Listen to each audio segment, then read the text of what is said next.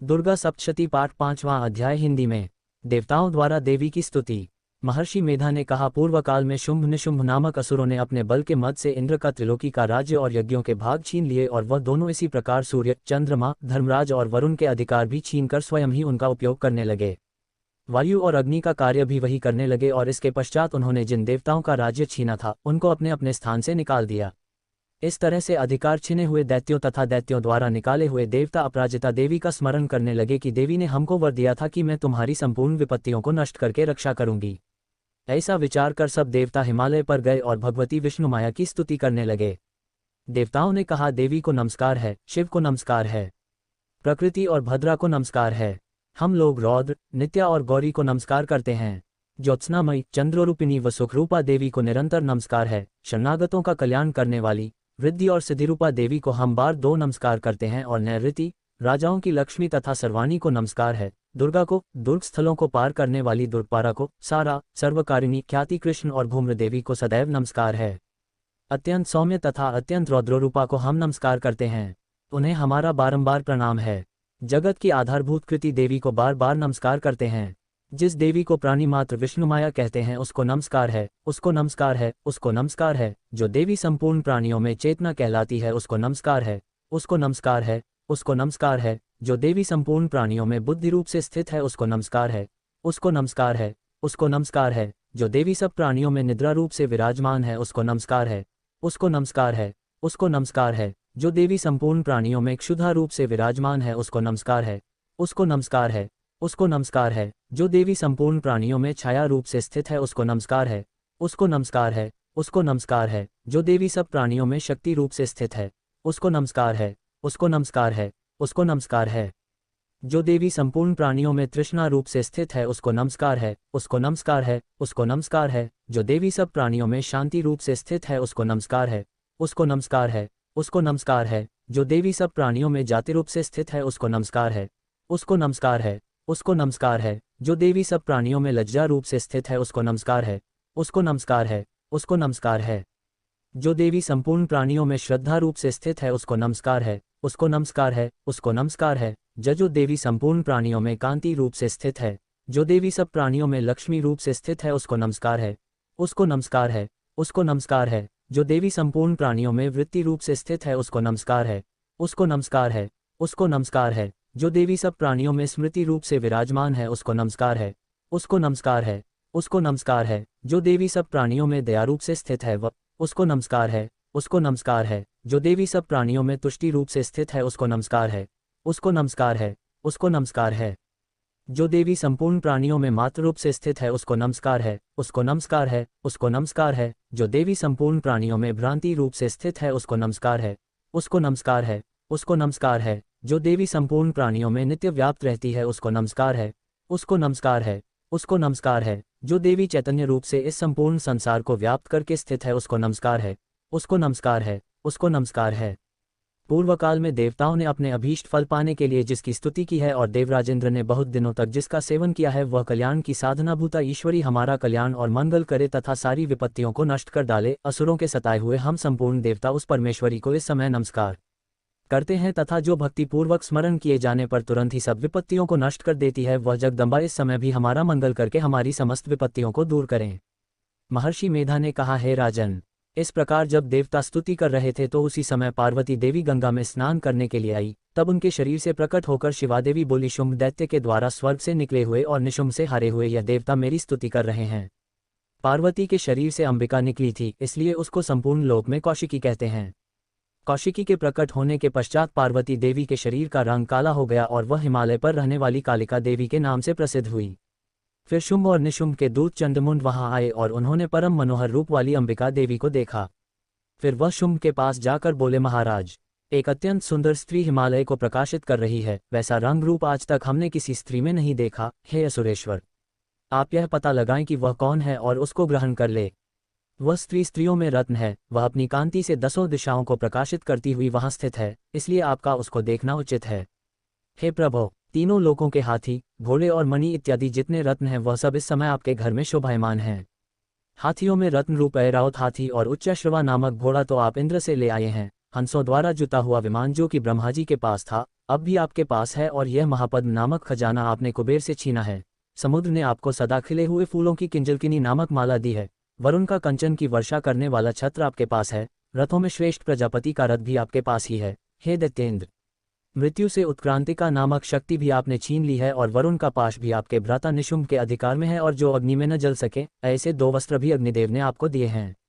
हे दैत्यराज, इस प्रकार सारी रत्नरूपी वस्तुएं आप संग्रह कर चुके हैं तो फिर आप यह कल्याणकारी स्त्रियों में रत्नरूप अनुपम स्त्री आप क्यों नहीं ग्रहण करते।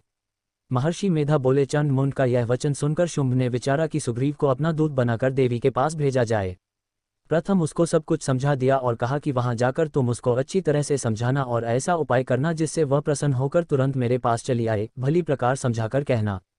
दूत सुग्रीव पर्वत के उस रमणीय भाग में पहुंचा जहां देवी रहती थी। दूत ने कहा, हे देवी, दैत्यों का राजा शुंभ जो इस समय तीनों लोकों का स्वामी है, मैं उसका दूत हूं और यहाँ तुम्हारे पास आया हूं।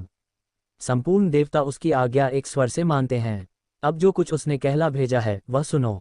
उसने कहा है, इस समय संपूर्ण त्रिलोकी मेरे वश में है और संपूर्ण यज्ञों के भाग को पृथक पृथक मैं ही लेता हूं और तीनों लोकों में जितने श्रेष्ठ रत्न हैं वह सब मेरे पास हैं। देवराज इंद्र का वाहन ऐरावत मेरे पास है जो मैंने छीन लिया है। उच्चे शुवा नामक घोड़ा जो क्षीरसागर मंथन करने से प्रकट हुआ था उसे देवताओं ने मुझे समर्पित किया है।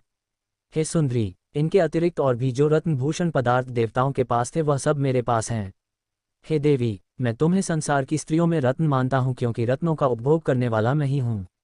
हे चंचल कटाओं वाली सुंदरी, अब यह मैं तुझ पर छोड़ता हूँ कि तू मेरे या मेरे भाई महापराक्रमी निशुंभ की सेवा में आ जाए।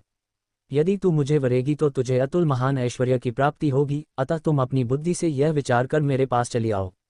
महर्षि मेधा ने कहा। दूत के ऐसा कहने पर संपूर्ण जगत का कल्याण करने वाली भगवती दुर्गा मन ही मन मुस्कुराई और इस प्रकार कहने लगी। देवी ने कहा, हे दूत, तू जो कुछ कह रहा है वह सत्य है और इसमें किंचित मात्र भी झूठ नहीं है। शुंभ इस समय तीनों लोकों का स्वामी है और निशुंभ भी उसी की तरह पराक्रमी है, किंतु इसके संबंध में मैं जो प्रतिज्ञा कर चुकी हूँ उसे मैं कैसे झुठला सकती हूँ। अतः तू मैंने जो प्रतिज्ञा की है उसे सुन। जो मुझे युद्ध में जीत लेगा और मेरे अभिमान को खंडित करेगा तथा बल में मेरे समान होगा वही मेरा स्वामी होगा। इसलिए शुंभ अथवा निशुंभ यहाँ आवे और युद्ध में जीतकर मुझसे विवाह कर ले, इसमें भला देर की क्या आवश्यकता है। दूत ने कहा, हे देवी, तुम अभिमान में भरी हुई हो, मेरे सामने तुम ऐसी बात न करो। इस त्रिलोकी में मुझे तो ऐसा कोई दिखाई नहीं देता जो कि शुंभ और निशुंभ के सामने ठहर सके। हे देवी, जब अन्य देवताओं में से कोई शुंभ व निशुंभ के समान युद्ध में ठहर नहीं सकता तो तुम जैसी स्त्री उनके सामने रणभूमि में ठहर सकेगी। जिन शुंभ आदि असुरों के सामने इंद्र आदि देवता नहीं ठहर सके तो फिर तुम अकेली स्त्री उनके सामने कैसे ठहर सकेगी। अतः तुम मेरा कहना मानकर उनके पास चली जाओ, नहीं तो जब वह तुम्हें केश पकड़कर घसीटते हुए ले जाएंगे तो तुम्हारा गौरव नष्ट हो जाएगा, इसलिए मेरी बात मान लो। देवी ने कहा, जो कुछ तुमने कहा ठीक है। शुंभ और निशुंभ बड़े बलवान है, लेकिन मैं क्या कर सकती हूँ क्योंकि मैं बिना विचारे प्रतिज्ञा कर चुकी हूँ। इसलिए तुम जाओ और मैंने जो कुछ भी कहा है वह सब आदरपूर्वक असुरेंद्र से कह दो। इसके पश्चात जो वह उचित समझे करें। दुर्गा सप्तशती पाठ 5वां अध्याय पूरा हुआ। जय माता दी, जय माता दी, जय माता दी, जय माता दी, जय माता दी, जय माता दी, जय माता दी, जय माता दी, जय माता दी, जय माता दी, जय माता दी। दुर्गा सप्तशती पाठ 6वां अध्याय हिंदी में। धूम्रलोचन वध। महर्षि वृतांत उसे कह सुनाया। दूत की बात सुन सुरेंद्र के क्रोध का पारावर न रहा और उसने अपने सेनापति धूम्रलोचन से कहा, धूम्रलोचन, तुम अपनी सेना सहित शीघ्र वहां जाओ और उस दुष्टा के केशों को पकड़कर उसे घसीटते हुए यहाँ ले आओ। यदि उसकी रक्षा के लिए कोई दूसरा खड़ा हो, चाहे वह देवता, यक्ष अथवा गंधर्वी क्यों न हो, उसको तुम अवश्य मार डालना। महर्षि मेधा ने कहा। शुंभ के इस प्रकार आज्ञा देने पर धूम्रलोचन 60,000 राक्षसों की सेना को साथ लेकर वहां पहुंचा और देवी को देख ललकार कर कहने लगा, अरे तू अभी शुंभ और निशुंभ के पास चल। यदि तू प्रसन्नता पूर्वक मेरे साथ न चलेगी तो मैं तेरे केशों को पकड़ घसीटता हुआ तुझे ले चलूंगा। देवी बोली, असुरेंद्र का भेजा हुआ तेरे जैसा बलवान यदि बलपूर्वक मुझे ले जावेगा तो ऐसी दशा में मैं तुम्हारा कर ही क्या सकती हूँ। महर्षि मेधा ने कहा। ऐसा कहने पर धूम्रलोचन उसकी ओर लपका, किंतु देवी ने उसे अपनी हुंकार से ही भस्म कर डाला। यह देखकर असुर सेना क्रोध होकर देवी की ओर बढ़ी, परंतु अंबिका ने उन पर तीखे बाणों, शक्तियों तथा फरसों की वर्षा आरंभ कर दी। इतने में देवी का वाहन भी अपनी ग्रीवा के बालों को झटकता हुआ और बड़ा भारी शब्द करता हुआ असुर सेना में कूद पड़ा। उसने कई असुर अपने पंजों से, कई अपने जबड़ों से और कई को धरती पर पटककर अपनी दाढ़ों से घायल करके मार डाला। उसने कई असुरों के अपने नख से पेट फाड़ डाले और कई असुरों का तो केवल थप्पड़ मारकर सिर धड़ से अलग कर दिया। कई असुरों की भुजाएं और सिर तोड़ डाले और गर्दन के बालों को हिलाते हुए उसने कई असुरों को पकड़कर उनके पेट फाड़कर उनका रक्त पी डाला। इस प्रकार देवी के उस महाबलवान सिंह ने क्षणभर में असुर सेना को समाप्त कर दिया। शुंभ ने जब यह सुना कि देवी ने धूम्रलोचन असुर को मार डाला है और उसके सिंह ने सारी सेना का संहार कर डाला है, तब उसको बड़ा क्रोध आया। उसके मारे क्रोध के ऊंट फड़कने लगे और उसने चंड तथा मुंड नामक महाअसुरों को आज्ञा दी, हे चंड, हे मुंड, तुम अपने साथ एक बड़ी सेना लेकर वहां जाओ और उस देवी के बाल पकड़कर उसे बांधकर तुरंत यहाँ ले आओ।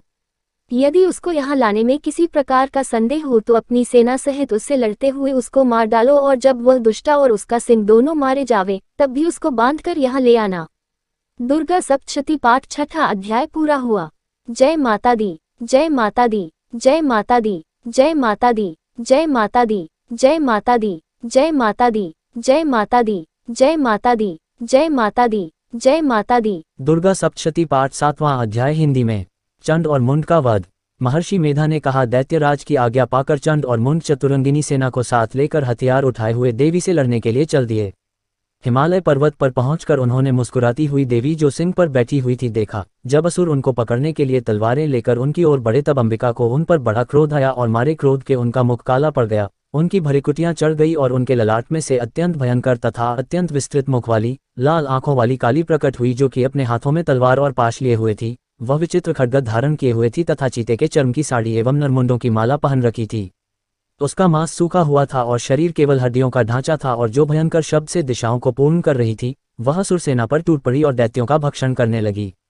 वह पार्श्व रक्षकों, अंकुशधारी महावतों, हाथियों पर सवार योद्धाओं और घंटा सहित हाथियों को एक हाथ से पकड़ दोकर अपने मुंह में डाल रही थी, और इसी प्रकार वह घोड़ों, रथों, सारथियों व रथों में बैठे हुए सैनिकों को मुंह में डालकर भयानक रूप से चबा रही थी। किसी के केश पकड़कर, किसी को पैरों से दबाकर और किसी दैत्य को छाती से मसलकर मार रही थी। वह दैत्य के छोड़े हुए बड़े 2 अस्त्र शस्त्रों को मुंह में पकड़कर और क्रोध में भर उनको दांतों में पीस रही थी। उसने कई बड़े 2 असुर भक्षण कर डाले, कितनों को रौंद डाला और कितनी उसकी मार के मारे भाग गए, कितनों को उसने तलवार से मार डाला, कितनों को अपने दांतों से समाप्त कर दिया, और इस प्रकार से देवी ने क्षण भर में संपूर्ण दैत्य सेना को नष्ट कर दिया। यह देख महापराक्रमी चंड काली देवी की ओर पलका और मुंड ने भी देवी पर अपने भयानक बाणों की वर्षा आरंभ कर दी और अपने हजारों चक्र उस पर छोड़े। उस समय वह चमकते हुए बाण व चक्र देवी के मुख में प्रविष्ट हुए इस प्रकार देख रहे थे जैसे मानो बहुत से सूर्य मेघों की घटा में प्रविष्ट हो रहे हों। इसके पश्चात भयंकर शब्द के साथ काली ने अत्यंत जोश में भरकर विकट अट्टहास किया। उसका भयंकर मुख देखा नहीं जाता था, उसके मुख से श्वेत दांतों की पंक्ति चमक रही थी। फिर उसने तलवार हाथ में लेकर हूँ शब्द कहकर चंड के ऊपर आक्रमण किया और उसके केश पकड़कर उसका सिर काटकर अलग कर दिया। चंड को मरा हुआ देखकर मुंड देवी की ओर लपका, परंतु देवी ने क्रोध में भरे उसे भी अपनी तलवार से यमलोक पहुंचा दिया। चंड और मुंड को मरा हुआ देखकर उसकी बाकी बची हुई सेना वहां से भाग गई। इसके पश्चात काली चंड और मुंड के कटे हुए सिरों को लेकर चंडिका के पास गई और प्रचंड अट्टहास के साथ कहने लगी, हे देवी, चंड और मुंड 2 महादैत्यों को मारकर तुम्हें भेंट कर दिया है। अब शुंभ और निशुंभ का तुमको स्वयं वध करना है। महर्षि मेधा ने कहा, वहां लाए हुए चंड और मुंड के सिरों को देखकर कल्याणकाई चंडी ने काली से मधुर वाणी में कहा, हे देवी, तुम चूंकि चंड और मुंड को मेरे पास लेकर आई हो, अतः संसार में चामुंडा के नाम से तुम्हारी ख्याति होगी। दुर्गा सप्तशती पाठ 7वां अध्याय पूरा हुआ। जय माता दी, जय माता दी, जय माता दी, जय माता दी, जय माता दी, जय माता दी, जय माता दी, जय माता दी, जय माता दी, जय माता दी, जय माता दी। दुर्गा सप्तशती पाठ 8वां अध्याय हिंदी में। रक्तबीज वध। महर्षि मेधा ने कहा, चंड और मुंड नामक असुरों के मारे जाने से और बहुत सी सेना के नष्ट हो जाने से असुरों के राजा प्रतापी शंभु ने क्रोध युक्त होकर अपनी संपूर्ण सेना को युद्ध के लिए तैयार होने की आज्ञा दी। उसने कहा, अब उदयुद्ध नामक 86 असुर सेनापति अपनी सेनाओं के साथ युद्ध के लिए जाएं और कंबु नामक 84 सेनापति भी युद्ध के लिए जाएं और कोटिवीर्य नामक 50 सेनापति और धौम्रकुल नाम के 100 सेनापति प्रस्थान करें। कालिक, दोहृद, मौर्य और कालकेय यह दैत्य भी मेरी आज्ञा से सचकर युद्ध के लिए कूच करें। भयानक शासन करने वाला असुरों का स्वामी शुंभ इस प्रकार आज्ञा देकर बहुत बड़ी सेना के साथ युद्ध के लिए चला। उसकी सेना को अपनी ओर आता देखकर चंडिका ने अपनी धनुष की टिनकोर से पृथ्वी और आकाश के बीच का भाग गुंजा दिया। हे राजन, इसके पश्चात देवी के सिंह ने दहाड़ना आरंभ कर दिए और अंबिका के घंटे के शब्दों ने उस ध्वनि को और भी बढ़ा दिया। धनुष की टिनकोर, शेर की दहाड़ और घंटे के शब्द से पृथ्वी और आकाश के बीच का भाग गूंज उठा और इसके साथ ही देवी ने अपने मुख को और भी भयानक बना लिया। ऐसे भयंकर शब्द को सुनकर राक्षसी सेना ने देवी तथा सिंह को चारों ओर से घेर लिया। हे राजन, उस समय दैत्यों के नाश के लिए और देवताओं के हित के लिए ब्रह्मा, शिव, कार्तिकेय, विष्णु तथा इंद्र आदि देवों की शक्तियां जो अत्यंत पराक्रम और बल से संपन्न थी, उनके शरीर से निकलकर उसी रूप में चंडिका देवी के पास गई। जिस देवता का जैसा रूप था, जैसे आभूषण थे और जैसा वाहन था, वैसा ही रूप, आभूषण और वाहन लेकर उन देवताओं की शक्तियां दैत्यों से युद्ध करने के लिए आई। हंस युक्त विमान में बैठकर और रुद्राक्ष की माला तथा कमंडलू धारण करके ब्रह्मा जी की शक्ति आई। वृषभ पर सवार होकर, हाथ में त्रिशूल लेकर, महानाग का कंकण पहनकर और चंद्ररेखा से भूषित होकर भगवान शंकर की शक्ति माहेश्वरी आई और मोर पर आरूढ़ होकर, हाथ में शक्ति लिए दैत्यों से युद्ध करने के लिए कार्तिकेय जी की शक्ति उन्हीं का रूप धारण करके आई। भगवान विष्णु की शक्ति गरुड़ पर सवार होकर शंख, चक्र, श्रांत गदा, धनुष तथा खंडक हाथ में लिए हुए आई। श्रीहरि की शक्ति वाराही, वाराह का शरीर धारण करके आई और नरसिंह के समान शरीर धारण करके उनकी शक्ति नारसिंही भी आई। उसकी गर्दन के झटकों से आकाश के तारे टूट पड़ते थे और इसी प्रकार देवराज इंद्र की शक्ति ऐन्द्री भी ऐरावत के ऊपर सवार होकर आई। पश्चात इन देव शक्तियों से घिरे हुए भगवान शंकर ने चंडिका से कहा, मेरी प्रसन्नता के लिए तुम शीघ्र ही इन असुरों को मारो। इसके पश्चात देवी के शरीर में से अत्यंत उग्र रूप वाली और सैकड़ों गीदड़ियों के समान आवाज करने वाली चंडिका शक्ति प्रकट हुई। उस अपराजिता देवी ने धूमिल जटा वाले भगवान श्री शंकर जी से कहा, हे प्रभो, आप मेरी ओर से दूत बनकर शुंभ और निशुंभ के पास जाए और उन अत्यंत गर्वीले दैत्यों से कहिए तथा उनके अतिरिक्त और भी जो दैत्य वहां युद्ध के लिए उपस्थित हों, उनसे भी कहिए, जो तुम्हें अपने जीवित रहने की इच्छा हो तो त्रिलोकी का राज्य इंद्र को दे दो। देवताओं को उनका यज्ञ भाग मिलना आरंभ हो जाए और तुम पाताल को लौट जाओ। किंतु यदि बल के गर्व से तुम्हारी लड़ने की इच्छा हो तो फिर आ जाओ, तुम्हारे मांस से मेरी योगिनियां तृप्त होंगी। चूंकि उस देवी ने भगवान शंकर को दूत के कार्य में नियुक्त किया था, इसलिए वह संसार में शिवदूती के नाम से विख्यात हुई। भगवान शंकर से देवी का संदेश पाकर उन दैत्यों के क्रोध का कोई आर पार न रहा और वह जिस स्थान पर देवी विराजमान थी वहां पहुंचे और जाने के साथ ही उस पर बाणों और शक्तियों की वर्षा करने लगे।